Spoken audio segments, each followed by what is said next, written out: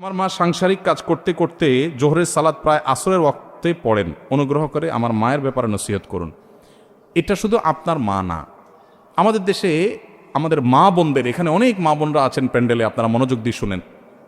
আমাদের মা বোনদের একটা বড় ধরনের ব্যাধি হলো, অন্য যে কোনো ওয়াক্ত নামাজ তারা সুন্দর মতো সময় মতো আদায় করলেও জোহরের ওয়াক্ত বেশিরভাগ মায়েরাই দেরি করে পড়েন। খুবই জঘন্য একটা ব্যাপার। এটা মহিলাদের নামাজের ক্ষেত্রে একটা কমন ত্রুটি, জোহরের নামাজ দেরি করে পড়া। কেন দেরি করে পড়ে? শয়তান একটা নেক্সুরতে ধোকা দেয়। কি ধোকা? শয়তান বলে তুমি রান্না বাড়া করতে গিয়ে গাটা ঘামায় গেছে, শরীর ঘর্মাক্ত হয়ে গেছে রান্নাঘরে গরমে, এই স্বেচ্ছেতে শরীর নিয়ে নামাজ পড়লে কি আল্লাহ খুশি হবে? তাহলে একসাথে রান্না বাড়ার কাজ শেষ করো।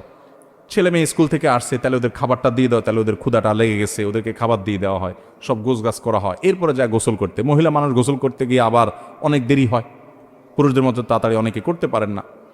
তাহলে এই সব করতে করতে দেখা যায় 3টা বাজে জোহর পড়া হয় তার সারা 12 মাস। খুবই জঘন্য একটা বদভ্যাস। এটা আমাদের মা বোনদের পরিহার করতে হবে। আপনার নামাজের ওয়াক্ত হয়ে গেছে, কাজ স্টপ রেখে দ্রুততার সাথে আপনি ওযু করে নামাজটা পড়ে নেন। গোসল করা জরুরি না। অনেক মহিলাদের সূচিবায়ুর রোগ আছে, গোসল করা ছাড়া জোহর নামাজ পড়বে না। গোসল করাটা আপনার নামাজের জন্য তো ফরজ না। যদি ফরজ গোসল না হয়, তাহলে কেন আপনি গোসলের জন্য নামাজকে বিলম্ব করবেন? ওই যে আমার গোসল ছাড়া করলে আনফ্রেশ শরীরে হবে, এটা নেক্সুরেতে ধোকা। ওয়াক্ত মতো নামাজ পড়ার গুরুত্ব তার চাইতে অনেক বেশি। আল্লাহ আমাদের বন্ধুকে হেদায়েত দান করুন।